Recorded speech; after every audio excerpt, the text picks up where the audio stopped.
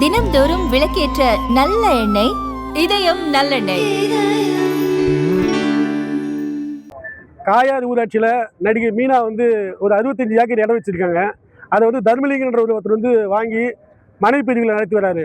அந்த மனைப்பிரிவு சம்மந்தமாக அதில் களம் புறம்போக்கு, மனிதன் கடைசி நேரத்தில் செல்லக்கூடிய சுடுகாட்டுக்கு செல்லக்கூடிய சாலை போன்றவற்றெல்லாம் ஆக்கிரமித்து ஊரில் கிராமத்தில் சில ஆட்களை நியமித்து போலி ஆவணங்கள் தயாரித்து அதை 1 ஏக்கருக்கு மேலே சொன்ன சொத்துக்களை, கோடிக்கான சொத்துக்களை ஏமாற்றி வருகிறார்.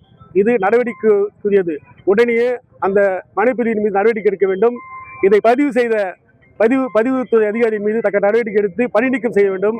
அது மட்டுமல்லாமல் அந்த மனைப்பிரிவுக்கு செல்லக்கூடிய பாதை வனக்காடு ரிசர்வ் ஃபாரஸ்டில் 2 கிலோமீட்டர் கேட்டு அனுமதி கேட்டுள்ளனர். அதை தடை செய்ய வேண்டும். ஏனென்றால் ஒரு சுடுகாட்டுக்கு செல்லக்கூட வழி கிடைக்கவில்லை. ஆனால் ஒரு மனைப்பிரிவு செய்ய மயில்கள், மான்கள், மரங்கள், ஏகப்பட்ட மரங்கள், அதை அழித்து ஒரு தனி நிறுவனத்திற்கு சாலை அமைக்க வேண்டுமா என கேள்விக்குறியாக மக்கள் மிகவும் அவநிலையில் உள்ளனர். உடனே இதையெல்லாம் சந்தித்து சாலை அமைப்பதை தடுக்க வேண்டும், மனைப்பிரிவை தடுக்க வேண்டும், அரசு நிலங்களை தடுத்து நிறுத்த பிறகு அனுமதி வழங்க வேண்டும் என்று கேட்டுக்கொள்கிறேன். அதனால இன்னைக்கு என்ன பண்ணீங்க?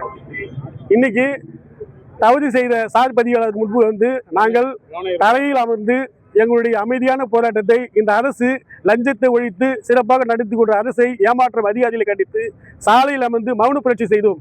அதிகாரி, சார் பதிவாளர், ஆய்வாளர் எங்களிடம் உதவி மேலதிகாரியிடம் சந்தித்து தொலைபேசி மூலம் இதற்கு நடவடிக்கை எடுக்கின்றோம். புறம்போக்கு நிலங்களை ஊராட்சிக்கு பாதுகாத்து தருகின்றோம். அது மட்டுமில்லாமல் அந்த அதிகாரியை பணி நீக்கம் செய்கிறோம் என்று எங்களிடம் உத்தரவாதம் கொடுத்தார்.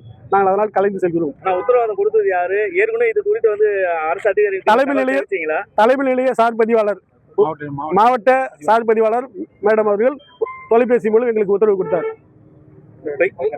தனிமொழி கொடுத்தோம்.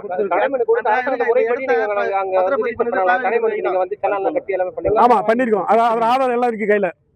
தனிமொழி கொடுத்துருக்கோம். நானும் இப்போ போன வாரத்தில் கலெக்டர்ல பாமக சார்பாக மனு கொடுத்துருக்கோம். இதை நடவடிக்கை எடுக்கலைன்னா இன்னும் ஒரு வாரத்தில் மிகப்பெரிய போராட்டம், எங்கள் சின்னையாவல் தலைமையில் மிகப்பெரிய போராட்டம், தாலுகா ஆஃபீஸில் மாவட்ட ஆட்சியாளரை முற்றுகையிடும்படி மிகப்பெரிய போராட்டத்தை நாங்கள் நடத்துவோம். காடுகளை பாதுகாக்க வேண்டும், வனங்களை பாதுகாக்க வேண்டும், உயிரினங்களை பாதுகாக்க வேண்டும். இதுதான் எங்கள் பசுமை தாயகத்துடையும் பாட்டாளி மக்களின் கொள்கை.